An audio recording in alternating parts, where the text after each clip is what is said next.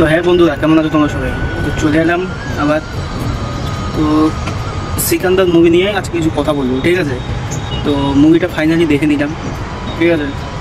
তো ভাই কি এই সব আমি কিছু বুঝতে পারছি না। আমি ভাবলাম যে সারা অনেকদিন পর মুভি বের করলো, সব মুভি ফ্লপ যাচ্ছে, এটা হয়তো কিছু করে দেখা। ট্রেলারে যেমন দেখেছিলাম ভাই, কি বলবো, কিছু বলার নাই। মুভিটা যখন শুরু হয়, ঠিক আছে, তার যখন সালমান খান যখন এন্ট্রি হয়, তখন মনটা খুব খুশি হয়ে গেল ভাই, ও কিছু একটা করছে, মানে মনটা খুশি হয়েছে প্রথমে যখন শুরু হয় মুভিটা। মানে আস্তে আস্তে চলতে থাকে মুভিটা, তখন ভাই মনটা আপনার খারাপ হয়ে যাবে। শেষ পর্যন্ত সেটা মনে হয় যে কখন শেষ হবে, কখন শেষ হবে, কখন শেষ হবে, ঠিক আছে ভাই? আমি ভেবেছিলাম কি যে হয়তো সারা কিছু এবার করে দেখাবে, কিন্তু আবার কী বলবো, তাহলে মনে হয় এরা ঠিকমতো স্ক্রিপ্ট পাচ্ছে না। আরে স্ক্রিপ্ট লাগবে, আমার সাথে যোগাযোগ করো, আমি স্ক্রিপ্ট দিচ্ছি, ভালো ভালো স্ক্রিপ্ট দিচ্ছি, একদম ব্লকবাস্টার মুভি হবে। একই লুক, একই এক্সপ্রেশন, মানে কিছুই বুঝতে পারতেছি না।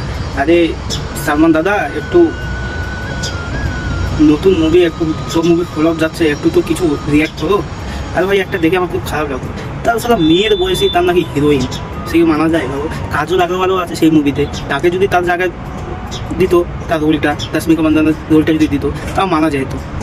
কি মানে কাস্ট অনেক বড় বড়, বাজেটও অনেক বড়, কিন্তু সালা মুভি এরকম, কি বলবো?